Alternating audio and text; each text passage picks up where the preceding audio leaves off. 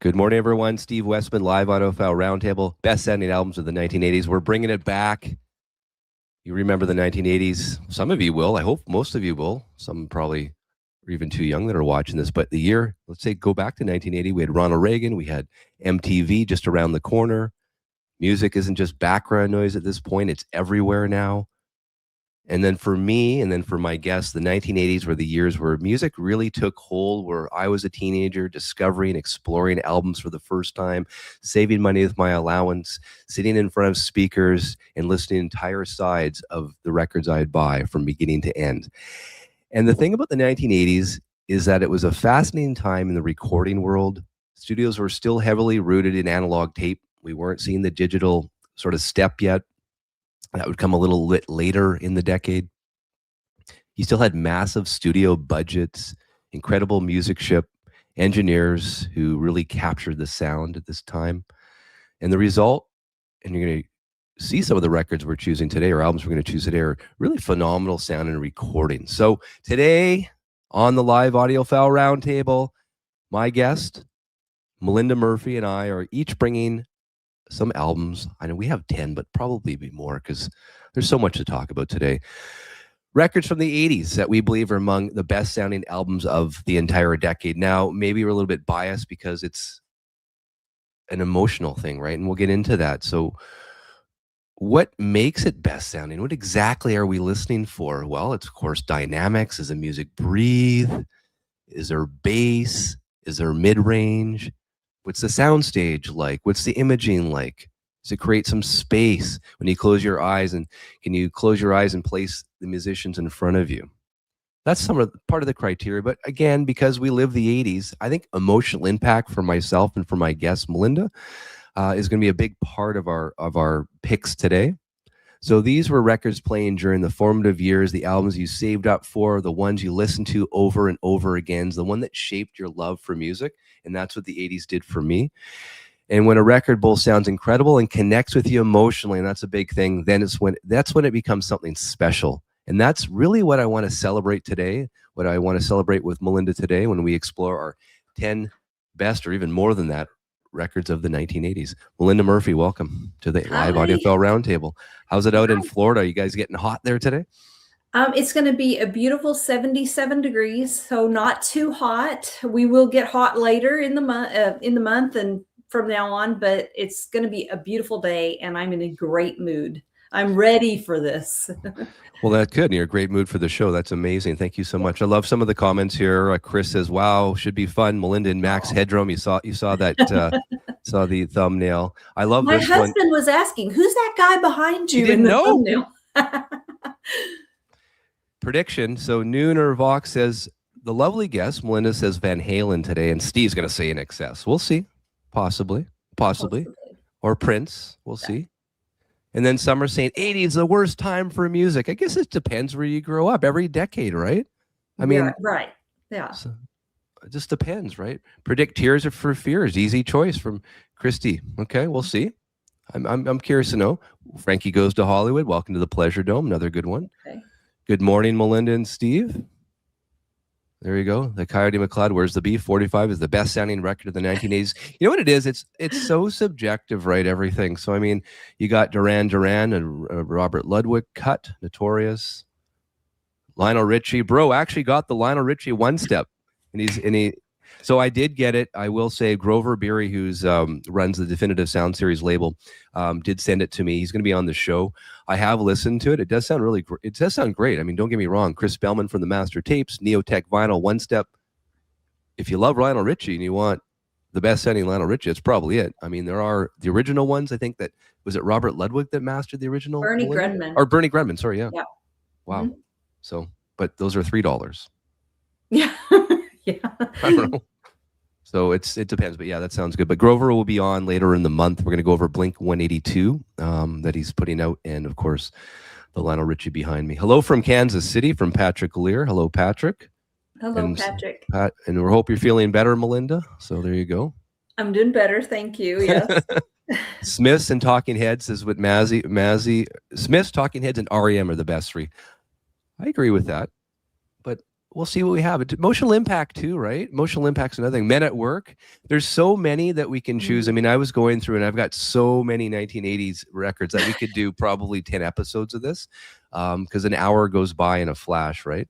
So Right. Steve can pick Batman's soundtrack today since it's the right decade. So last week I did 90s, but I cheated a little bit and put up the 1989 Prince soundtrack of Batman, which I think would be great in a box set, like a Prince box set of soundtracks. Yeah. That'd be amazing. Like I all heard you analog or talking something about like that. that. Yeah. I love that record. I love that movie. Again, emotional impact. I remember standing in line for that movie. What was it? June of 1989, Batman came out, Yeah. starring Michael Keaton, Jack Nicholson. That was Yep. quite the event. That That's was when a big people deal. actually stood in line for movies, and it would be down the road where people would be waiting for an hour or two to get into this. Crazy times. Underrated, amazing 80s. ABC, The Lexicon of Love, Robert Plant, Howdy Melinda and Steve, Peter Gabriel. So I may or may not have that one. I will say too, I made a mistake a couple weeks ago on my Peter Gabriel. So in the dead wax of my Canadian, it says BG. And I told the folks it was Bernie Grundman. I look back, it's not. It's a guy named Brian Griffith. Oh, wow. Oops. Yeah. Sorry about that. But I will say the one that I have, the Canadian, it's a Sinram pressing Canadian. It sounds great. And apparently some of these have sibilants on the So records. And this one definitely doesn't. It sounds really good. But we're bringing in the Melinda fan club. Melinda's fave is Purple Rain. See, we're getting it here. Oops. There's so many guys like Joshua Tree. I mean, I really had I had a hard time. I don't think we can please everyone with today's picks because, I mean, again, I think going back to my monologue, it's really about emotional impact as well, which is important. And I can promise you, me personally, no Steely Dan in my picks today. I can promise you that. None for me either, but I could have easily picked Gaucho. Well, that's what they were saying. So Zoo Station 69's Gaucho and Joshua Tree. So Zoo Station 69, if I assume that's when this viewer was born in 1969, they're into the 80s. They'll know these records for sure. Right. Yeah. And happy Saturday. So let's get right into it. Start with your first pick. I'm excited. I won't give you a drum roll, but okay. So you're not no chronological order, nothing. You're just going based on just random. Okay. Yeah, it is random. But I wanted to put this one out first. This one really means a lot to me. It's one of my favorite records, a very underrated artist from the 80s. But this is an amazing record. Billy Squier's Don't Say No. And this is, of course, the version from Intervention Records. I bought it in 2018. I watched someone else's video where he was saying this is the definitive copy to own from Intervention Records. And this record was so important to me as a teenager. It was, if I owned the cassette of it, I didn't have a lot of money. My mom had no money. If I had it, it was something really special. I had this. And my best friend and I would cruise around listening to this. And every song to me is great. I think Billy Squier was amazing. That Rock Me Tonight video was a shame because it hurt his career. And I didn't think he deserved it. But of course, Intervention Records, they did a killer job on this record. And I bought this one. I already had an original, and they're cheap. If you want to just get a cheap copy of this record, you can get an original, and they're like really cheap. Yeah. But I got rid of my original and I got rid of my Japanese pressing because this Intervention version sounds so much better. This was one of my first dives into what I call the audiophile records. I remember just putting it on and it just sounded so much better. I couldn't believe it. And when I first started buying records, I didn't know there was a difference in the pressings even. You just buy a copy of a record. That was it. Or the mastering engineer, remember that? Or what's in the Matrix? Who knew about that years back? I had no idea. I didn't know. Especially when I, first started buying records here, I think I really got serious into it in 2017. And I just didn't know about that stuff. But I watched someone else recommend the Intervention Records version of Don't Say No. And it was such a special record to me. And I have a funny little story about this record. Me and my best friend, let's just say some adult beverages were drank while listening to this when we were not adults. And I wrote a note, my best friend and I wrote a note about how the whole plan, we were going to get some vodka and some Sunny Delight and we were going to get blasted. And my mom found the note of the whole plan, Oh, no. and I remember she, questioned me about it. And I said, well, Mom, yeah, we were curious, but we never went through it. We didn't do it. And she bought it. So I was like, phew. But anyway, yeah, I don't know if Sunny Delight and vodka counts as an adult beverage, but Billy Squires, Don't Say No. The songs all of them are bangers, and Billy Squire was amazing. Especially The Stroke, right? I mean, come on, that was the big radio. That was the big one, and I actually got introduced to that song. I had this K-Tel record called Dimensions, and that's where I heard The Stroke for the first time. And then Don't Say No, and I Need You, and In the Dark. It's My Kind of Lover was a huge hit for us when we were growing up. I love that. So anyway, that's so again, like we're talking, obviously great sounding, but it's emotional impact. It's memories that these records made. I mean, that's a good memory that you'll never forget, right? Listening to drinking Sunny D and vodka and listening to Billy Squire. Yeah, exactly. If you were to meet Billy Squire, I mean, obviously you'd have to tell him that story. I would. I'll never probably meet him, but yet he has brought so much joy to my life. So if Billy Squire happens upon this video, thank you. I love that you mentioned K-Tel. So I was born and raised and grew up for a long time of my life in Winnipeg, Manitoba. Guess where K-Tel's head office and where it all started from was in Winnipeg, Manitoba. So for years, as if you're in a Winnipegger, you'd buy so many different K-Tel records. So you could buy them anywhere where they're available. So K-Tel started in Winnipeg, Manitoba. And then during the whole internet craze of, I guess, the late 90s, early 2000s, they hooked up with Playboy magazine and wanted to start some sort of internet thing. So the K-Tel stock took off, and it was like this big play in the investment industry. And of course, that fell through, and then K-Tel went to zero, and the rest is history. But yeah, I have a lot. I have bins of K-Tel records from my days that my parents bought. Kind of crazy. I have a handful, and I like them. They don't sound great. But the songs, I like the song collections. They put like 20 songs on the side. I mean, if you look at it, there's no dead wax, and they put as many songs they can on each side, and they condense it. So I don't think it's the original like actual time of each song. I think they reduce the amount of time in each song as well, just to fit it all in. It's kind of funny. Okay, so 1980s, the best sounding 1980s. Again, emotional impact for me. I was in high school, and this one came out, produced by Mike Klink, I think his name is, 1987. I mean, come on. Guns N' Roses, Appetite for Destruction. Yeah. This is my original. This is mastered by George Marino, I want to say. I'd have to look at it is mastered by George Marino. Come on. This is, I guess, late 80s, but this really, for me, the memories are high school. I remember this record being played.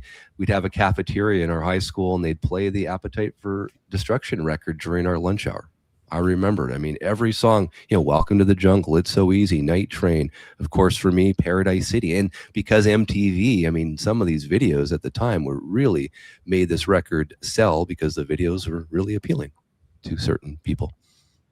Yep, that's a great choice. I actually have the 2018 version mastered by Ryan K. Smith. They were taken from the analog tapes, but I think there's some kind of digital transfer or a digital step in it. It still sounds wonderful. And this was like a shot from the bow at what we now call hair metal.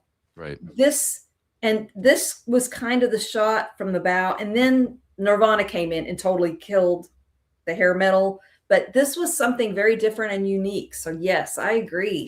And I think the original, my daughter has an original of it, and I never found an original. So I didn't know it was mastered by George Marino. Having said that, I have a little more faith in how the original sounds. I mean, I can't compare it to the one that you have, Ryan K. Smith, but I will say this: to me, it just sounds very authentic, and it's what I think Guns N' Roses should sound right. I mean, the rhythm section is tight, it's dynamic, and it's tracks like "Welcome to the Jungle" just explode on this album as well. So to me, I don't think I'd want anything else but my original of this. I mean, I bought it when I was 16, 17 years old.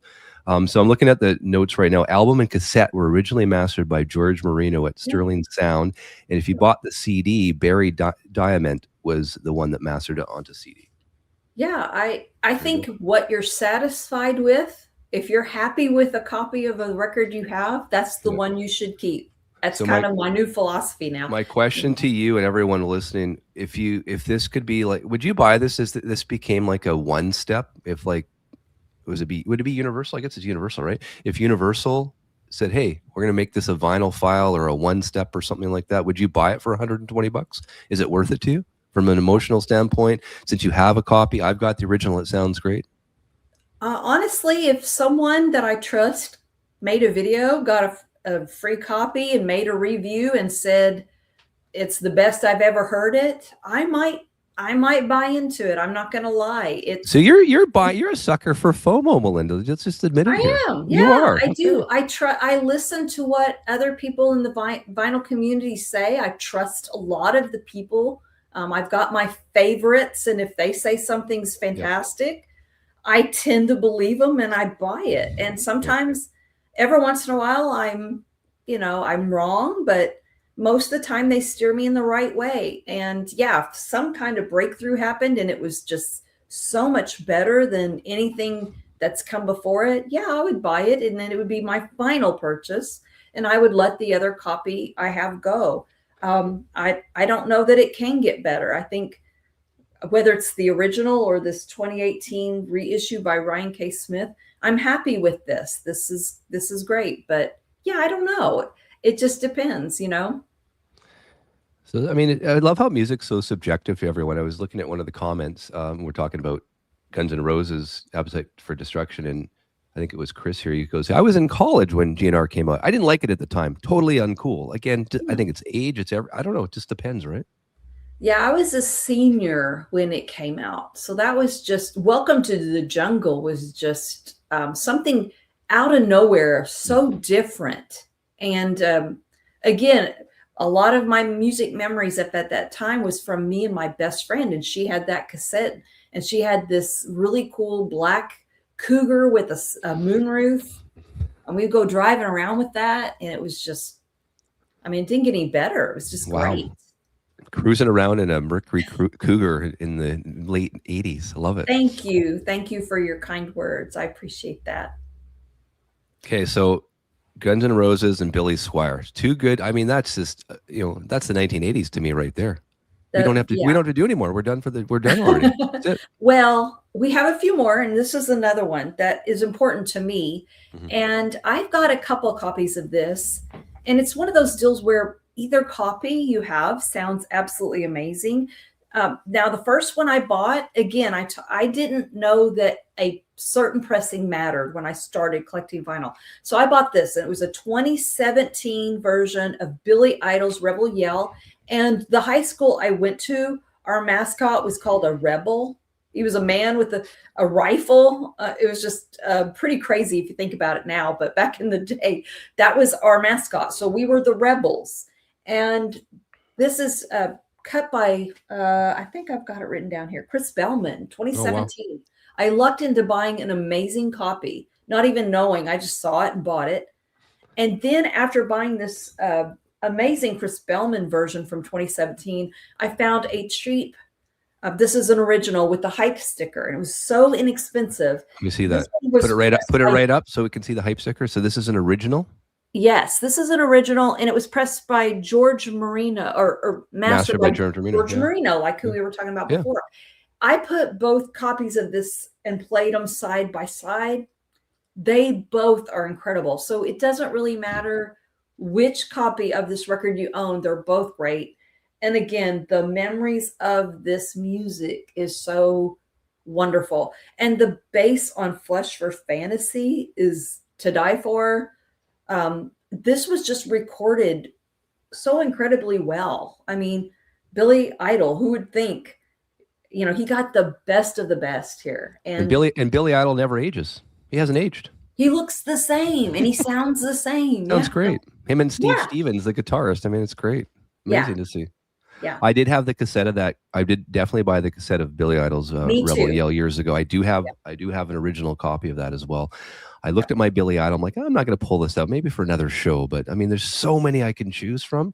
And I mean, Yeah. even today, some of the viewers are saying, no, it should be this or be that. I mean, it's impossible to do this in an hour. Pick maybe 10. I mean, there's so many we can go over, but it's just fun, talking about why we love music so much and the experiences we have. I mean, definitely for me, Billy Idol, I was in junior high, and Moni Moni was the big song, which of course was, he did in, I think it was early 83 or something like that. It was a cover song, right, from the 60s. And that was Yes. the big song that everyone wanted to listen to while we danced on the dance floor.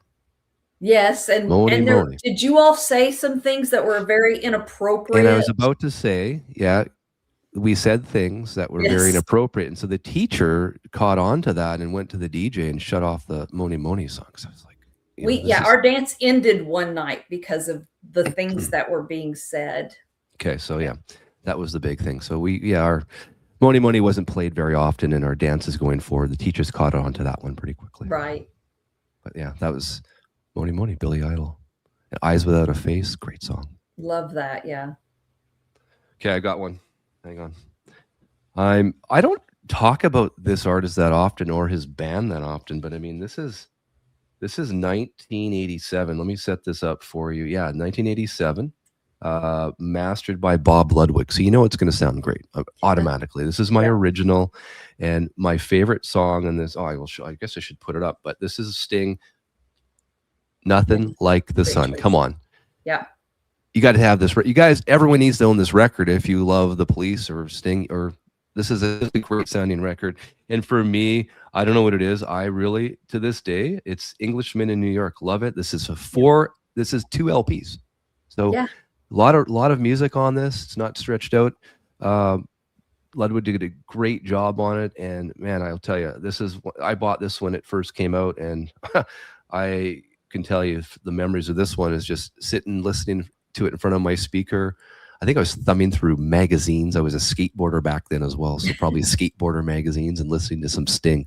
So yeah, it's not in great shape now. I don't know what happened to this one, but this is the one that I bought at one of the local record store in Winnipeg at the time. But yeah.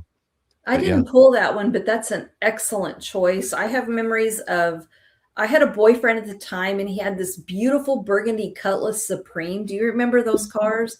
It had T-tops. It was gorgeous. And listening to that, it was a cassette, because at the time, if you had a car, you had to have the cassette. But that is a great sounding record, and I agree. That's a great one from the 80s. So on the song The Dance Alone, you got Mark Knopfler from Dire Straits playing guitar. You've got Eric Clapton playing guitar. I mean, it's pretty cool. Good record. Very cool. And they're cheap probably too to buy in the bins. These aren't expensive. Yeah, I've got another one, what I would call cheap heat here too. And I wouldn't say this is an audiophile sounding record, but it's Robert Ludwig. You can't go wrong with him. And this is a great sounding record. And it came out in 1981, Rolling Stones' Tattoo You. And this one, again, like I said, it's not audiophile, but you get songs like Start Me Up. And then it goes from Hang Fire into Slave. And there's some amazing sounding moments on that. And a lot of times when people ask me what my favorite Rolling Stones record is or song, I always want to say You Can't Always Get What You Want or Give Me Shelter. But really, I forget. But I think Waiting on a Friend is my favorite song. And it's incredible. Yeah. I have a reissue of this, but I say get the original with Robert Ludwig mastering on it, and you can't go wrong. It's great. And that's like early 1980s, 81 or so, but it was recorded. A lot of those songs were just outtakes that they had recorded over the years. And so this is basically outtakes, I believe, studio outtakes from the 70s that they put on to this record, named it Tattoo You. And Start Me Up, of course, was a big song, but Waiting on a Friend, that was a big video, if you recall. I mean, it was had some emotional impact, the Waiting on the Friend video, because it was Mick Jagger. I was extremely young when that song came out, and I think it was Sonny Rollins who played the saxophone, and it's absolutely amazing. But I was too young to have any kind of romance, but I could understand what it meant to have a good friend and to be waiting on a friend. So I love the concept of that. It got away from a romantic relationship, but I was so young when that came out that I could understand what he was saying about, I want to hang out with my friends today. And I just think this whole album is really good.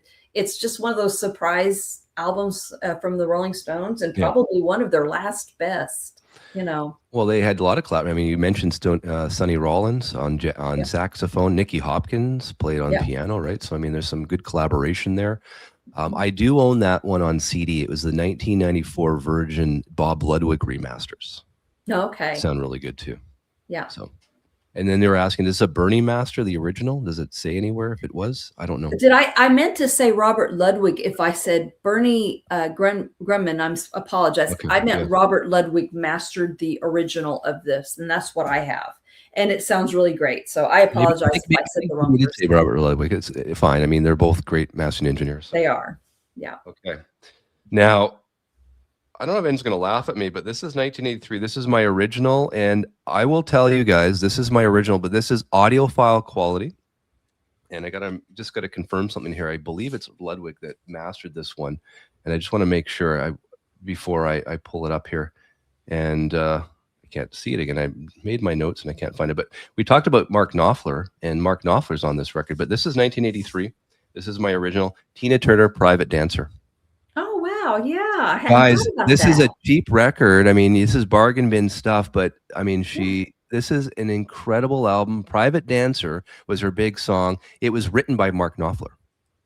I didn't know that. Yep. So Knopfler wrote this song, and most of Dire Straits played instruments on this record. Jeff Beck played the solo guitar on this song. Yeah. And it's funny because you got the Dire Straits band playing on the song, but Knopfler's not on the song. He just wrote it. That's crazy. My favorite song on there is "You Better Be Good to Me." I've always loved that song. And that was a great choice. I have that record. I didn't pull it, but man, that was a really good one to think about. Tina, you got to love Tina. This is just, again, it just was so well recorded. It was well mastered, and I'm still trying to find who. Oh yeah, it was Stephen Markison is who mastered it. He's done a lot of great stuff in the 80s, and this one really sounds good. If you want a great sounding record for like $5 or probably less, you know, take the chance. Incredible. What an amazing voice, Tina Turner. And I believe she won a Grammy for the song Private Dancer. I'd have to look it back, but yeah. And this sold it. This was her biggest selling record at the time. I mean, this had a lot of radio play, but great sounding record, guys. You can't go wrong with it. Yeah, that one was a huge one when I was a freshman in high school. It was really cool. Now, this one is the one I'm going to show isn't one that probably a lot of people, maybe you don't remember it. I don't know, but I picked it because it sounds so good. It's electronic music. It is a band called Laid Back. They were a one-hit wonder. The album's called Keep Smiling. They had a hit with the song called White Horse. Okay. If you want to ride, don't ride the white horse. Yeah. Remember that? Of course. Okay. Well, this whole record, if you want to hear like a movie soundtrack of the 80s, this would be it. And it sounds really great. Of course, that big hit, it's a long version of it. And I just adore it. It's fun to listen to. And I don't know who mastered it. It was at Laid Back Studios. Maybe that's where they got their band name. Yeah. I don't know the history of Laid Back, but I think this is a great sounding record. It's cheap. You know, it's not very expensive. It's pretty easy to find. And that one song, that was just one of me and my best friend, we would go out cruising. That was one of our jams. You know, we just would listen to it and enjoy it over and over again. So I just wanted to give that one a little shout out because I don't think Back.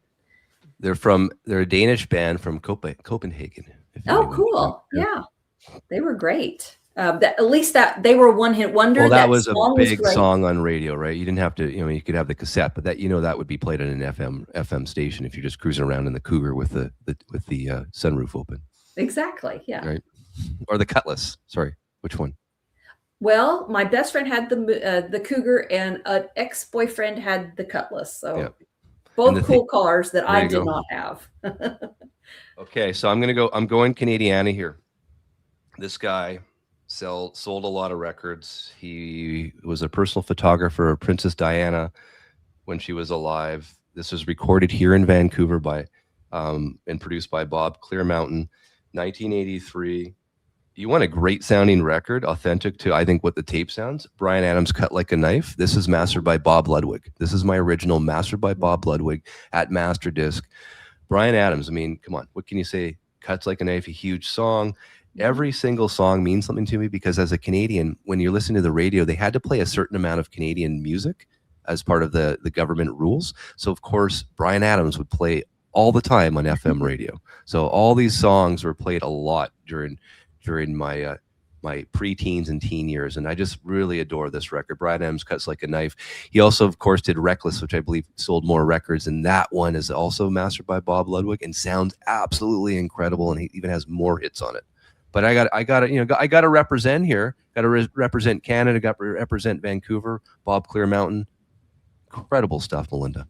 Yeah, I agree. I loved him. I saw him in concert twice, and it's so funny because I went with one boyfriend to the first concert, and then a couple years later he came back to the same venue. Yeah. I went with a different guy, but I saw the ex-boyfriend there too. It was like really weird. But he was great, and I think I like that early record so much. I love that Straight from the Heart. Yep. Cuts Like a Knife. Yeah, that was a great choice. You all had some really great bands. And again, this doesn't need audiophile. This, I feel, the original is the audiophile. I mean, this is authentic as you want it to be, and you can see it here. You can see it has the Bryan Adams stamped in the record here, sort of the shadow. You can see that? Yeah. See that? I didn't really notice that. That's very cool. Yeah. Interesting. But and I really liked him. He was great. Yeah, he's still great. He's coming to Vancouver in October. Sold out show at our BC Place, I think. 50,000 people. Yeah. Now there's, I don't know. We'll see. The concert tickets are so expensive now that you have to be so selective of what you see. That's the thing. Didn't MoFi do a Bryan Adams? I don't know. Did they? I don't have it. If they did, I don't. Yeah, someone might be able to. Yeah, I don't know. Canadian boy, Bryan Adams. And then go ahead. I was just mentioning Reckless. Yeah, definitely is a better record, has more hits on it. It sounds great as well. I mean, I didn't pull that one. It's sort of redundant. Any of the early Bryan Adams, mastered by Bob Ludwig, buy them. They're cheap. Great sounding stuff. Sorry. Yeah, I agree. I loved Run to You and Somebody. Mm-hmm. He had such great hits, and maybe we don't talk about him enough, but he was wonderful. But so we brought up MoFi. I don't know if they have a Bryan Adams record, but they do have Eye in the Sky. This is like the first test. Like if I get a new piece of equipment or something I want to test out, I always grab Eye in the Sky. And I do have an original too, and it sounds really, really great. But this 45 RPM version, this is not some, I liked the song Eye in the Sky, but I wouldn't say in the 80s I loved it. I kind of lump it in with songs that when I was getting up and getting ready for school, which I hated going to school, I would hear a song like Eye in the Sky. It was easy listening, but as an adult, I love it. And this whole album really sounds great. And I love Colin Blunstone. So he sings on this, he's from the Zombies. So I really like this. And this sounds really great. But, the original sounds really good too. I will say this, and I think Speaker's Corner, the record label Speaker's Corner, does really great work. I would get an original before I got the Speaker's Corner version, but my favorite is that 45 RPM MoFi. Whether you like 45 RPM or not, that one to me by Krieg Wunderlich is the. Yeah, it's really good. Yeah, it's. I have the original. I've got, of course, the MoFi. I've got that box set that a company called Cooking Vinyl did with Miles Scholl at half speed. I mean, I have so many. Was that one good? They're all really good. I mean, Miles Scholl used a really fresh tape. I mean, it's digital, of course, but he used fresh tapes that they had found in storage for that whole box set. So it's not bad. That's good. Yeah. But I mean, that was the whole thing that I remember, going back, the whole MoFi thing, that was just when they released the Eye in the Sky, that was just before the big drama happened. That was the record before, a record just as that was released, a week or two after, everything changed. I remember that, but I remember the day all of the announcement about the digital step, I remember hearing about all that, but at the same day, the Bob Dylan Nashville Skylight album, they had printed more copies of it, and I immediately order it. So I thought, I guess my mind's made up. I'm still a MoFi fan, but I know that people went different ways and have different opinions about it. But I still love a lot of the records they put out, whether they're digital or not. I think digital can be done right. I don't think it always is, but I think MoFi, for the most part, does a good job, a really good job on with that digital one step. And they sound analog to me in a lot of cases, but of course, that's just my ears and my opinion. It's all subjective. Okay, so 1983. I'm still, I don't know, I'm like really in the early 80s here, it seems, other than my Guns N' Roses, right? Yeah. 83.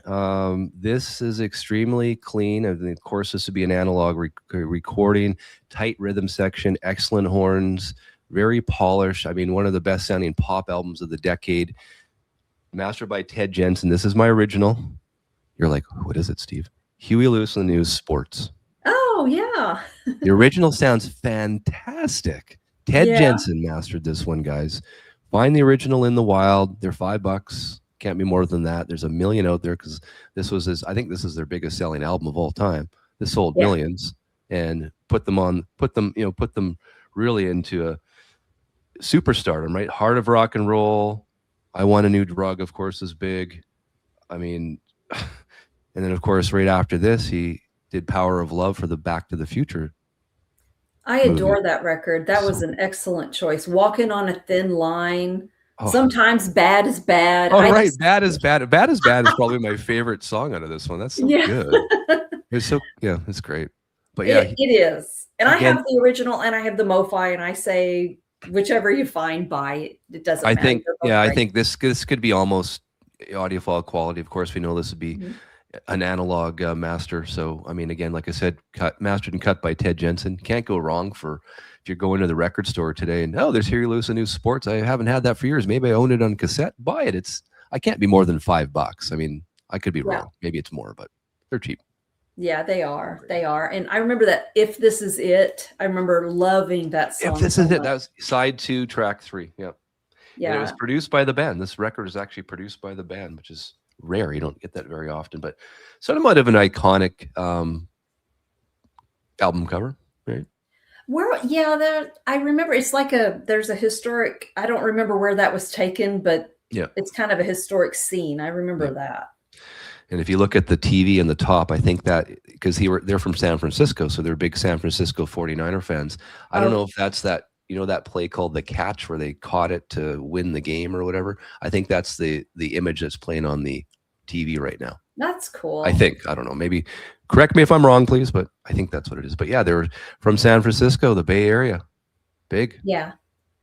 Yeah, I love Huey Lewis. And now after that, though, after the Power of Love and Stuck With You, I wasn't a big fan of Jacob's Ladder and that kind of stuff. But that was it, the big time for them. Now I'm going back. We're kind of both in the early 80s. I'm going with AC/DC's Back in Black, 1980, Robert Ludwig. Oh, yeah. Oh, my gosh. What a powerhouse. I mean, do I even need to say more? Everybody should have an original copy of this record. Look for RL and the Deadwax. Yep. If you see it, it's clean. Buy it, and it will make your music room explode. It's incredible. So, I mean, and I can tell you that, like, when we were doing high school dances, even in 1987, 7 years later, we were still all getting on our feet when You Shook Me All Night Long came on. That was our song, and we'd go out there and we would boogie. So, that was one that had a lingering effect all throughout the 80s. So for me, I'm moving up. I've had sort of mid or early 80s and did sort of a mid to late 80s pick so far. And I mean, I saw these guys in concert, stood in line in -40 weather to get tickets before. Of course, you had to stand in line to buy tickets because there's no other way to do it. Yeah, right. And I know someone watching is going to say, oh, he did it. He picked the one, but I have to because this is 1987. This is In Excess Kick. What can I say? To me, the emotional impact, this is one where I had the cassette. This is my original as well. This is the non-gatefold. This sounds great. Authentic to me. I know there's been remasters, the Chris Bellman Atlantic 7545. Chris Bellman did that. There was a Miles Scholl. I mean, But man, to me, this is my original. Again, I have the cassette. I even have the CD. What more can you say? To me, every song is a hit. Michael Hutchins, wow. I agree. The music's incredible, but I've had trouble finding a copy of that that doesn't sound bright in my music room. I have the analog 45 RPM version. I have an original. It sounds bright. So, but it's a great record, and I'm glad you have a good copy that sounds great. I'm happy with it. Again, my Chris Bellman, even my Miles Scholl. I think we did a blind test, and the Miles Scholl 45 came out as the one everyone liked the best. So it just depends, right? Yeah, I mean, it's a great. I like my 45 RPM version. Analog Productions did a phenomenal job on that. It did. It's a little tiny bit bright, but it might be just my room, But I really enjoy the music, and yeah, that is such a killer record. That's my senior year. You could just put that record. It's like, yep, that defines my senior year of high school. Yeah. Well, I was in, I guess, first year high school, right? So I mean, this to me was like, yeah, this is it. In Excess Kick. I mean, went to the concert. I was in front row. Michael Hutchins, it was sweating on me. I mean, seriously, I was right up against it. I mean, that's kind of weird probably to say that, but that's how close I was to the band. It was nuts. It was so loud.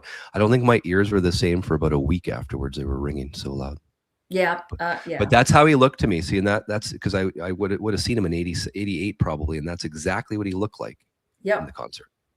Yeah, he reminds me so much of the Jim Morrison from the Doors. Right? Oh, I loved him. And it was just, I was so sad. I still remember I remember where I was at a doctor's appointment when I heard he died, and that just broke my heart, So this record is a very sentimental record for me. I bought the cassette with my mom, thinking I was just going to take it home and play it. But we get in the car and Mom's like, well, aren't you going to put it in the cassette player? It took us probably 20 minutes. Do you remember how cassettes used to be in these plastic things that you could hardly get them out, for shoplifters, I guess.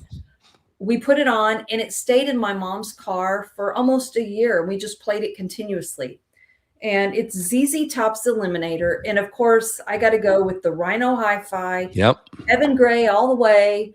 What an incredible mastering engineer. This record has just one of the most sentimental touches on my heart when it comes to 80s. And I've shared this a couple years ago on a video I made. We used to, it's hard telling how many conversations of what we talked about with this in the background in my mom's car. And when I was little girl, she was a single mom. She didn't make any money. We didn't get to go on vacations. And I used to think about all the places I would ever want to go, ever want to travel. And now I'm at an age where I can go within reason anywhere I would want to travel to. But I can never go back to the car with my mom and listen to this ever again. So it's one of those moments where you think, just appreciate where you are at that time. And so this record from top to bottom is so sentimental. And then for what Kevin Gray did to it, to make it sound even better and be even more, have more of an emotional impact. If I ever get the chance to thank Kevin Gray for doing the remastering on this, I would just love to thank him for that, because it really touched me, and it sounds so incredible. And the whole box sets of all those ZZ Top records, so good. They're all good. So ZZ Top Eliminator, that's 1983, I believe. Yeah. I think Ludwig did I have the original as well. I believe Ludwig cut and mastered and cut the original, if I'm not mistaken. I didn't do the research on that. Yeah. I have a record club pressing, so maybe I have a weaker, inferior copy, but this one just really blew me away. But think about it, this is at the sort of the really beginning of MTV. So you got "Give Me All Your Lovin'" on that record, right? You got "Sharp Dressed Man," and then of course the big hit, really got a lot of airplay on MTV, was "Legs." Oh yeah, right? Yeah. That was a huge one, and I went to the concert for this tour, and it was 100 degrees in a stage that had no air conditioning, and we were all just absolutely roasting, but so happy to be there. I wish I still had that concert t-shirt. That was a great moment. I loved it. And I got to see them a few years before Dusty passed away. And again, they were just great. The original was our Robert Ludwig. I was correct. Yeah, my copy I have compared to this Kevin Gray version, it's a record club pressing, so maybe it was a little weaker, but I love what Kevin Gray did to this. This is the copy I will always play from now on. Okay, guys, I'm going to throw it way back, 1980. This is interesting because Black Sabbath came out with the first album with Dio, Heaven and Hell. This is a great sounding record. James Dio's first album with Black Sabbath. But look what happened in 1980s. I got to do this. 1980, we had Ozzy's Blizzard of Oz released in the same year.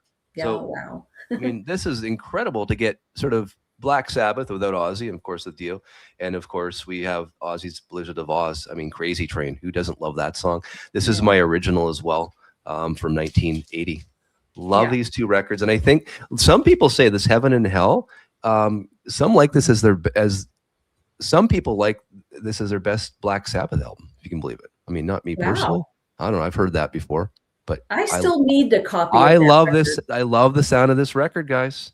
Yeah. I don't think they're that expensive. Again, this is an original, and here's the back of it, as you can see. Yeah, Heaven and Hell, and you can see the angels smoking. Yeah, yeah. I need to pick up a copy of that record. I don't find it in good condition. People who have that played it to death. Yeah, this is my original. I'm just trying to see how it's still in the. Oh, yeah. So still in the old paper sleeve. It's yellowed with years. Right? Yeah. Yeah. But yeah, this is Neon Knights, Children of the Sea, Lady Evil. Of course, the title, they did the track Heaven and Hell, which is the album title. Incredible. Yeah. Need to pick one up. I don't think they're that expensive. Yeah, I agree. I need to pick one up. And it's a different sound, right? Because it's without Ozzy. So, I mean, if 1980 you wanted Black Sabbath and you got it, you can also pick up Blizzard of Oz as well, which are, I mean, again, who can argue this is probably Ozzy's best solo album by far? Yeah, I had an original of that, and I bought the Ozzy box set. Yeah. So I gave the original to someone else, and it's like kind of like, I wish I hadn't done that. But I'm okay with what came in the box set. It doesn't sound quite as good as the original, but so the next record I'm going to show is one you have in the background, Lionel Richie. Mine is an original from 1983 of Can't Slow Down. I'll be honest with you, it's not one I pick up very often. No. But in the day, I absolutely loved it. I slow danced to all of the songs that were on here. I have great memories of watching him on those award shows where he'd go, outrageous. Do you remember when he would say, this is outrageous, when he would win an award? And this is an original Bernie Grundman. It sounds great, but I'm very tempted by that one step that you have in the background there. Yeah. I watched Scott from the Pressing Matters talk about that, and I just was like, ooh, should I buy that? He made it sound very good, but this original sounds really great, but I bet that sounds awesome. It does. I don't have anything to compare it to. I mean, I think this was by far a really well-produced record to begin with, and mastered by Chris Bellman, of course, Neotech vinyl by RTI. I guess it came out originally in October of 1983. This was mastered and cut from the analog tapes. Unbelievable. It does sound great. Yeah. I mean, think about it. Can't Slow Down, All Night Long. Penny Lover. Remember Penny Lover? I loved Penny Lover. And then Hello, where Hello is the last song on the records, Hello, which is crazy if you think about it. The video was kind of funny. Actually, there was like a sculpture of Lionel Richie, but it didn't really look like Lionel Richie. But yeah, that was great. And Hello was a beautiful song that came out. So it's funny. I don't know if this is like his mansion or maybe it doesn't looks really bare, but he was sitting on like a used little chair or something here. It's kind of funny. It's an interesting cover, but yeah, I don't know how much these go for, but I guess they are a lot because they're the one step, but it does sound really good. And like I think I mentioned at the top, Grover Beery is a reissue producer for Definitive Sound Series, and Because Some Matters. He's going to come on the show. We'll talk about this record and Blink 182 as well. sometime I'm very later this month. tempted by that. I'm very tempted. I think it probably does sound absolutely wonderful. So, But you got to remember, right? If you're buying these, everyone that's watching, you're buying these $120 records, you have to play it a lot. Otherwise, it's going to just collect dust. And over time, you're going to forget about it. And these aren't investments. You're not going to get, you buy for 120, you're not going to sell it for $200. This isn't COVID time. that's true. You got to think about, are you getting that much more for your money? I already have a copy that I'm happy with. So it's, you have to think about it because it is a big purchase. So yeah. So it's one of those things. If you love Lionel Richie, you want to invest $120, go for it. Sounds great. Yeah. I have nothing to compare it to, but I know you can get them for not that much money. In Canada, it's probably 120. I think here in the US, it's 100. Sorry, I should know that. I should know this. It is probably $100. I apologize to everyone. I don't look at the prices, but I always think that one steps are 100 to 125 bucks, or some of the MoFis are 150 now, aren't they? Pretty big. Yeah, they all get expensive at this point. So Patrick's saying $5 for the original, 100 for the new one. So there you go. Yeah, it depends on whether that's an important record. I'd say it. Back in the day, it was very important. Now, do people revisit Lionel Richie? Is he a hot artist? I don't know. He should be, but I don't know if we really, it just depends, Okay, I'll set this one up. 1986, I was in grade 8. So remember, these were two big records. I have the original sitting here. I'll do two at a time because it's important, because I don't know which one's better. You got Peter Gabriel's So, or you have the original Paul Simon Graceland. Yeah. Wow. Those are both great choices. I didn't. DMM, direct metal mastering here. And of course, this is my Canadian Sinram cut. And I mentioned before that it says BG in the Dead Wax in this one, but it's not Bernie Grunman. It's a guy named Brian Griffith. Okay. Huh. So I don't know. Sounds good. But yeah, I mean, these are two I remember played a lot during my high school or my junior high. I mean, what can't you like about So? I mean, Kate Bush is on this record, right? Come on. Right. For me, yeah, Mercy Street, such an emotional impact. Has a Canadian connection as well. Daniel Lanois, Canadian producer, also produced U2, produced this record as well. So it's got his markings all over it. It's just so well done. Every song just means so much to me. Yeah, both of those albums are important to me too. I remember I worked at a theme park called Holiday World. It's in a city called Santa Claus, Indiana. And I worked in the games department, and they had music going throughout the whole day. And those songs from the hits from the Peter Gabriel album and the hits from Paul Simon played over and over all day. And I still remember fondly Diamonds on the Soles of Their Shoes and Red Rain. And I think Eddie Van Halen really loved the song Red Rain. It was one of his favorites too. So yeah, those are both great records. I agree. I went ahead, let me see. All right, I'm going to pull this one.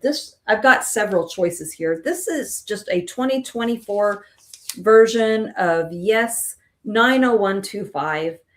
This is 45 RPM. So if you like a 45 RPM record, by all means, this is a great one. It sounds wonderful. Owner of a Lonely Heart, of course, was the huge hit, but all of the songs on here sound wonderful. And the song Leave It really stands out to me. There's a point where there's like these vocals where it almost sounds like a barbershop quartet. If you're familiar with that song, you know what I mean. It's just absolutely wonderful on this 2024 version. The original also sounds really great. And I didn't do the research to see who mastered that one. But again, Kevin Gray with this reissue is fantastic. And I love that it just brings back wonderful memories of 8th grade. I played volleyball. It was fall when that song, Owner of a Lonely Heart, became a hit. And I loved that Yes is like, Yes is back. You know, it was great to see them make a big splash again in a different way. And then that was 83. So that was just around being of MTV. So Owner of a Lonely Heart actually got a lot of MTV playtime. I do remember that video. I don't Big. remember the video for that. It had to have been a pretty big video for me. I didn't have what we called cable back Yeah. then. So I would stay up and watch what was called Friday night videos. It was on, like, you had to stay up till 10:30 at night on a Friday night and you'd see multiple videos. And if it was really, really big, it would make it on that show. And Mhm. that's what I had to watch most of the time. But I don't remember the video for Owner of a Lonely Heart, but I've always been a huge fan of that guitar solo. I think it's just incredible in that song. So this one means a lot to me. And someone just put it up, but Chris Isaak, Heart-Shaped World. Oh, I yeah. mean, Yeah. what more can I say about it? Beautiful, right? Really well produced, lush reverb, detailed guitar tones, and of course, wicked games, spacious, emotional. I mean, that was the video, the go-to video. And you know that video, just like everyone watching knows that video. Chris Isaak and On the Beach. What a wicked game she's playing, Melinda. Well, that song, Wicked Game. At that time, I remember I was in college and I was in a class where you had to study movies. And it came in a movie, Wild at Heart or something like that. It was Laura Dern was in it. And that song was in that movie. So that's where it really struck with me was I had to study that movie. And that's such an amazing song. It was so different from everything else that was coming out at that time. His vocal was different, that guitar twang, everything about it. And I have a record store essential reissue of that. That sounds wonderful. I can only imagine how wonderful an Yeah, this is the original. original. I think the one that you have would have been because recently this came out, it was reissued not that long back. I think it was Levi Seitz would have cut it a digital copy. Oh, wow. So Yeah. this is my original analog, I should say that. So I mean, I had the cassette of this one. I do have the CD. Yeah, this is an incredible record that I'd like to see. And I've talked to Shane from Intervention Records before because he's working with Sun Records, which owns the rights to Chris Isaak catalog. Like, why can't Intervention Records do the Chris Isaak catalog? It would just be a perfect match made in heaven. I would buy that one up right away. I have a lot of faith in Intervention Records. I think they do a great job. So yeah, that would be they need to do that. That would be great. This would sell. I mean, if you did 5,000, I can't imagine this not selling out instantly on an I agree. analog by Chris Bellman or Kevin Gray. I mean, come on. Right. But this, to me, I mean, this is this is 87, I think, right? 86. I don't even know the year. I can't remember the year offhand. But this, to me, just sort of 89. So this is 89. Okay, yeah, we're in the very end of the 80s. This is 89. Yeah. I could have cheated on this one as well, like last week when I put up my Batman soundtrack. But yeah, this is the end of the 80s, going into the 90s. Wicked Game. But this is, yeah, Wild at Heart, my fave Lynch movie. This is the Wicked Game song is what made it big. That's what someone said here. So yeah, incredible memories of this one. One of my favorite classes I ever took. Just sit around and watch movies, right? It was a great class. And then the late director David Lynch was a huge music buff as well. So I mean, it made sense. But, yes. Yeah. All right. So I don't know how many we've done and when you want to stop. I don't know. Well, we're good. I'm enjoying this. I think everyone's Okay. enjoying this too. The chat looks like they're having a lot of fun. So let's go. Okay, I'm going to cheat a little bit. This was released in November of 1979, but it was really big in 1980. So I think it counts, right? It's Pink Floyd's The Wall. The Wall, yeah.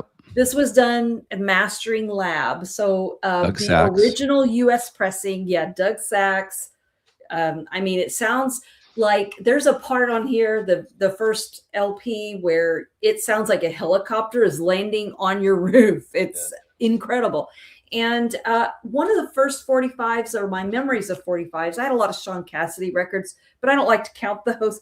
But one of the first ones I really wanted was Another Brick in the Wall. And I remember having a memory of being with my mom at a store. And she said, you can only have 145 today. I don't have money for anything extra. But I had Kiss's what was that song? The disco hit. I Was Made for Loving You. Oh, okay. And Pink Floyd's Another Brick in the Wall. And I could not decide. And my mom finally just put a cake mix back on the shelf, took both records and put it in the cart. And I love the whole album. So good. There's a little filler here and there, but it's rock solid. And of course, That's where this album gives David Gilmour, for me, he's in the top 5 of my favorite guitarists of all time. And it's because of The Wall, you know? I mean, the most iconic guitar solo has to be Comfortably Numb. I mean, it's just Totally. incredible. So that one is definitely one that Well, I cherish. little backstory there. So The Wall, Roger Waters had written The Wall and another one called The Pros and Cons of Hitchhiking. So he brought both Yeah. of those to Pink Floyd to decide, and the band decided to go with The Wall. And he went and after the, I guess in the late 80s or mid 80s, 84, he released The Pros and Cons of Hitchhiking. So Yeah. I think I didn't know that was I a think choice between the I two. think the band made the right decision by picking The Wall, because I don't think it would have been the same if imagine if it's just Roger Waters and The Wall. That would have been weird. Yeah, I think they did the right thing. It's, it's history, and that's one of their legendary albums. So, who's to complain? And of course, Canadian Connection. I saw someone put it up, but Bob Ezrin, he was the producer, produced that record as well. So Yes, he did a lot of great job. Kiss, a few Kiss records as well. He did The Elder, which was a disaster after doing The Wall, but he did some good stuff for Kiss as well, Revenge and Destroyer. So yeah. And he actually had a sound school here in Vancouver for years, and it closed up, I think, during or just after COVID as well. So he had that for a long time. Yeah. Okay. This is mid 80s, 84, 85. We can't talk about if we're going to talk about the 80s, we have to talk about John Hughes, the director. Yeah. I mean, we have to talk about John Hughes. Yes. He did The Breakfast Club. Of course, he did Pretty in Pink. But to me, what epitomizes the 80s, or at least the mid 80s for me, is this one song, because it wasn't on any of their albums. This is Simple Minds. This is 1984, 85. Don't You Forget About Me. This is my 12-inch single. This epitomizes the 80s for me, the mid 80s. This song was played everywhere. It still lives up to it today. It sounds great today. And again, I have the original 12-inch single of it, because it didn't come out as in album form, so I had to go and find it somewhere. I was like, "We're gonna find this." I heard the song on the radio a lot. I'm like, "I want the record," so I found the record. That's so cool. I don't have a 12-inch single. I have a 7-inch single of it, but yeah, that's such a great song. And John Hughes, my favorite 80s movie of all time is 16 Candles. It's and not Pretty in Pink. Come on. This is my favorite of all time soundtrack. This one was cut by Bernie Grunman from original tape. And I mean, If You Leave, Left the Center, Susan Vega, Get to Know You, Jesse Johnson. In Excess is on there. You've got Shell Shock by New Order. And then the Smiths is on there. We haven't really talked about the Smiths, but please let me get what I want. So again, I had to jump in there and do that. Sorry. That's very cool. Yeah, I agree. John Hughes movies were huge. And I watched 16 Candles. I could probably just talk with the monologue. I know it by heart, Okay, you know what? Okay, this is aging everyone here. So in 16 Candles, Molly Ringwald's character falls in love with Jake, the guy, the rich guy. We all did. Jake is 65 years old now. Oh, that's scary. Okay, just reality check here. He's 65 years old. He just turned 65 last year. That's crazy to me. Anyways. It's crazy. It's kind of depressing, but yet what are you going to do? You can't do anything about it. All right. So I've got several here to choose from. I'm going to pick this because I don't think it matters what copy of it you have. They all sound great, but Brothers in Arms by Dire Straits. I do have my preferred copy is the 45 RPM from MoFi, but the originals sound really great too. And I got rid of my original and I gave it to somebody, and I'm kind of thinking I need to have an original back in my record collection. But Money for Nothing was my jam. When I was a sophomore in high school. That's when it came out. I had the cassette and I had the CD. I had the cassette when I was young. If I had the cassette and I could afford it, it was something I really, really wanted because I had no money. So if I owned the cassette, that music meant something to me. And I love this. I love this entire, it just really, I love Dire Straits. I could remember being in grade school, hearing Sultans of Swing and already loving them. And then when Money for Nothing came out, they just rocked my world that year. And I loved that. And it's still one of my records that I love to test out stereo equipment with. So good. But an original sounds really great too. And people can leave in the comments another copy if they think, sounds even better. I don't know. I just think this 45 RPM from MoFi was great. So Money for Nothing, or put that one up again. So Dire Straits' Money for Nothing was the first CD to sell 1 million copies. Oh, I didn't know that. That's very cool. They weren't giving CDs away, but there's some, from what I remember, and I mean, someone will Google and say, "Oh, Westman, you're wrong," but it was some sort of wasn't a promotion, but there was definitely, when the Philips CD player came out, they definitely promoted the Brothers in Arms CD, and it got a lot of publicity. And that was one of those CDs. There wasn't a lot of CDs being made back then. That was just one of them, and everyone had to buy the Dire Straits Brothers in Arms CD, and they sold 1 million copies. The first band to sell 1 million copies of a CD. Well, it didn't hurt to mention MTV in the lyrics. So, of course, MTV, it became a favorite for them as well. Great video. We didn't even talk about the video. I mean, that's an incredible video. I remember the video for that. Yeah.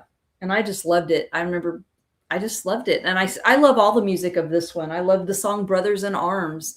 And it just sounds great. Dire Straits albums, no matter which copies you have, they sound really great.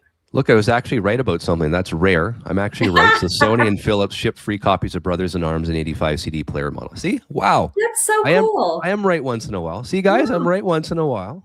Yeah. But that's a great. I mean, again, I had the cassette. That damn autoplay in those cassette players. I mean, just sort of stretch the cassette tape out after time if you're listening to it a lot, right? Yeah. Okay, so we can't talk 80s without talking about this record here. This means a lot to me. It sort of defines sort of the early 80s. I feel the early 80s sound, really produced well, beautifully produced. I think lush textures, really deep sound stage, silky smooth instruments. Roxy Music, Avalon. This is my original. This is all you need. This is a Robert Ludwig master. Yeah, I have a reissue of it that I think sounds really good, but everybody's saying I need the original. This is the original. Just get the original, and I don't think they're that much money. Fun fact here, this was Brian Ferry's wife on the album cover. She has passed away since, but this was his wife at the time on this cover. Wasn't Daryl Hannah on one of the covers? I don't know. I think she was like it was somebody else probably. Yeah. But like the one that's kind of dressed like a mermaid. She's really beautiful. But their album covers, I imagine a lot of men really liked a lot of their album covers. No kidding. But I mean, this one here, not a very provocative album cover, obviously, but More Than This was the big song. Even that, like the space between, and of course Avalon. I think I mentioned silky, just that silkiness. I mean, this was just a different sounding record back in 1983. Well, and even the reissue that I own sounds wonderful. It's a half-speed mastered version that came out a few years back. And it was Jerry Hall. Thank you, Jerry Hall. That's right. That's right. I was trying to remember who it was. I'm thinking of Daryl Hannah because of Splash, and because she's been talked about lately because of that JFK love story show that's on. And Jerry Hall, going back, because we're talking my Batman soundtrack. Jerry Hall was in Batman. And she dated and had children with Mick Jagger, right? That's right. Yeah, they were together a long time. All right, so you want me to do another one? Let's do, hang on a second. Let's do a couple more here. I got a couple more I want to show. Go for it. All right. Now, I have a particular copy of this record, and I don't know if this is the best sounding, but I feel like this one, for some reason, is better than my U.S. pressing. And it's of Paul McCartney, Tug of War. And it's a Japanese pressing. And I know not everybody, a lot of people swear by the Japanese pressings, and then others, they don't love them. But I have an original on the Columbia label. And this one is like EMI Odeon. I don't know what the sourcing's from. It might have been from the UK. But it just sounds so much more open. And I feel like Paul's vocals are so much better on here. This was such a great record for me. I loved the song Take It Away. I love how Tug of War goes into, I love that deep bass and incredible sound of when it goes into Tug of War. And then I just love all of the songs on here. Of course, Ebony and Ivory. I love Ebony and Ivory. Back in the day, I don't really listen to that song very much anymore. I don't know No. that a lot of people think this has aged very well, but yet I really like it. And of course, I think this was the first album that came out after John Lennon's passing. There's a song on here dedicated to John Lennon. And I think it's a really good work. I really enjoy a lot of the songs on here. And this Japanese version sounds really good to my ears, even over the US Columbia label.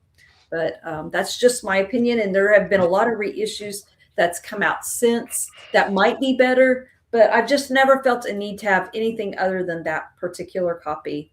And Paul McCartney, his solo work is the soundtrack of my life. He was putting out music when I was in grade school, in elementary school, middle school, and even high school with No More Lonely Nights.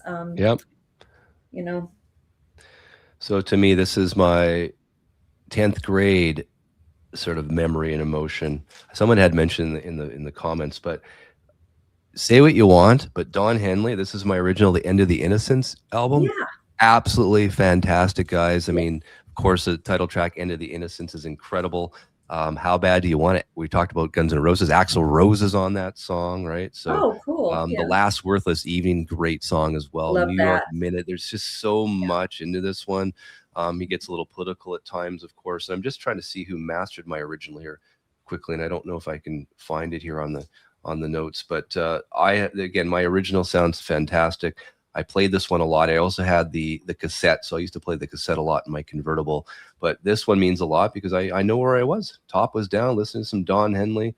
Not the slow songs, of course. I wouldn't have been blasting that. But How Bad Do You Want It was a great one. And Little Tin God, If Dirt Were Dollars, some great stuff out there. He really came out, and I believe this is his most successful solo album in terms of sales. But yeah, if you don't have it, I don't think they're that much money, the originals, but you gotta love it. I have an original of that, and I have to ask you this, Steve. You weren't truly loved unless someone made you a mixtape. Did any girl make you a mixtape of all kinds of music? To be honest with you, no, no one's ever made me a mixtape, but I will say something. I've made people mixtapes in my day. Okay. I think maybe it was a guy thing, okay? Because I never made a mixtape, but I got mixtapes. And one guy made some mixtapes, and those Don Henley tunes, like in a New York Minute. Well, I can tell you exactly what he's going to put. So Don Henley is going to he might even put Boys of Summer in there for you too, but definitely he's going to put The Last Worthless Evening in there. I think that would be the one. Yes. That one hits home. That's a tough one if you're Don Henley.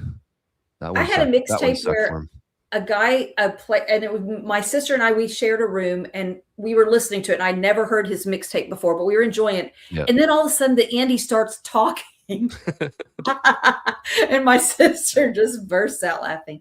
Very funny. But we'll do one more each. Okay. Let's see. Which one do I want to do? There's so many different choices I could. Well, you know what? Okay, here's the thing. Can we not do it again? I got too many. Yeah. We can continue it sometime. I'm going to end on this one because it's not one that a lot of people would probably pick. And I don't need to hear the song Girls Just Want to Have Fun ever again. Someone asked about Cyndi Lauper. There you go. You're bringing Cindy. Is that the MoFi Silver label? I have the MoFi of this. That's the original. I say if you have the original, you're good to go. I think it sounds really good. I'm not saying it's an audiophile record, and I don't need to hear Girls Just Want to Have Fun. But All Through the Night, When You Were Mine was a Prince song that she sang, and it's so incredible. And I really love, I still kind of dig Time After Time. And this original sounds great. I just still enjoy it. The picture was taken by Annie Leibovitz. And, this is what Cyndi Lauper, let's put her on the map. And so good. You can't mention the 80s without this album, really. I also think Thriller should be thrown out there. Michael Jackson's Thriller was... I see it behind you, but there's so many we can talk about. I'm looking through the comments from the viewers now. There's like, what else are we? Tears for Fears. There's so many we can talk about. That's just, if we have 5 hours. And on Don Henley, End of the Innocents. Yeah, Bruce Hornsby was piano on that song. I didn't mention that, but Beautiful. that's great, Yeah. great song.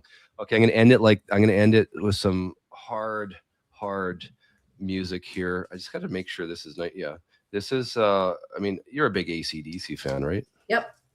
Like how big? I'm pretty. I like them a lot. I remember hearing, back then we had FM radio and we would hear AC/DC on the radio a lot. And I really liked them, So 1981, this is my original mastered by Bob Ludwig. AC/DC, for those about to rock. Yeah. I mean, come on. This sounds incredible. The OG, probably not that expensive. Ludwig, own it if you don't. Got to own it. And that is a great one. Oh man, and you got to follow it up because you remember the movie Maximum Overdrive in the late 80s? Oh yeah, I have Who Made Who. I love that. 86, right, with Emilio Estevez, Who Made Who. This was the sort of the soundtrack to that movie, Who Made Who. This is my reissue from Chris Bellman. I'm not sure if this Bellman used the analog tape for this. I don't care. It sounds great. Yeah, I have an original of that, and I don't know. I haven't revisited that movie in a long time. I did. Guilty as charged, Your Honor, and it's brutal, but it's funny. But the music was so good at the time. I didn't care. I was so into it. I loved it. It was, and AC/DC made that movie really great. Well, they were asking me best overall pressing of the 80s, only one. That's why we had to pick so many. For me, it's not maybe best. I mean, for me personally, looking back, and there's so many we picked today, and there's more. For me, it's In Excess, just because I knew where I was. I went to their concert. I know the sound of In Excess. It was just that magical time for me when I was what would have been 15, 16 years old. One of my first concerts I ever went to, and I mean, In Excess Kick was a big record, and just so much going on at the time. So for me, my original In Excess sounds incredible. If you want me to pick the record of the 80s for me, I have to go with Van Halen's 1984. It's the most sentimental record in my collection. I have this QuiX version, but I will say I think I like, as of right now, the Chris Bellman version, the reissue. But I need to hear the one step when it comes out. Oh, that's a good one too. I saw someone put this up. 1980. Yeah. I mean, come on, this is sad, but yeah, this is his last album. Double Fantasy. Yeah, I still remember starting over. I can't hear that song without remembering how sad the adults I was around all the time. It was such a sad time. Just like starting over as the first track. It's sometimes tough to listen to. It is. It's traumatic. Even though I didn't really know him extremely well at that time, it was traumatic. And the people around me were devastated. It was just such an active shock. It was evil. It was just, I can't imagine the first generation Beatle fans, how they must have felt. That was just totally unbelievable moment. Well, I remember I was 7 years old. I remember the news. Remember watching the news of that day on December the 8th, 1980. So even I mean, I knew the Beatles. I listened to them. I had records. My parents did. So it's like, what? Just so shocking. It was. And I remember seeing this National Enquirer. I was having a piano lesson, and the music teacher over to the side had the National Enquirer, and the title said last living photo, or the last photo of John Lennon. It was him laying there. And I still remember it. I'm paraphrasing. I'm sure I don't remember it exact because I was just a little girl, but they were music teachers, that family, and they were What crushes me the most too, there's a picture of Mark David Chapman getting an autograph from John Lennon, and then a couple hours later he shoots him in the back. It's disgusting. It is. It's disgusting. Let's leave it on a happy note. 80s were fun for us. We grew up, a lot of fun. It was, a lot of freedom back then if you're a teenager, a lot of great music, a lot to choose from. Cassettes, CDs. I mean, vinyl was sort of still there, but really it was not becoming a big thing as a teenager. We were shifting to cassettes if we were in the car making mixtapes, or then the CD came out in the mid to late 80s, like more of a mainstream thing, and everyone was buying CD players. I think I bought my first CD player in 86 or 87, and I would have bought either Joshua Tree by U2, Rattle and Hum around there, or even George Michael's Faith. We didn't talk about that. I mean, those are great records. So many. right? Yeah. So we have to do this again, Melinda. Yeah. I know we left so many records on the shelf. But I think it was fun. Guys, I wanted to thank everyone for watching today. Really appreciate all the comments. Melinda, you're coming back. We're doing more 80s. Sounds good. Thank you for having me. Have a great weekend, everyone. Thank you so much. And thank you to Melinda. It's been awesome. Bye, everyone.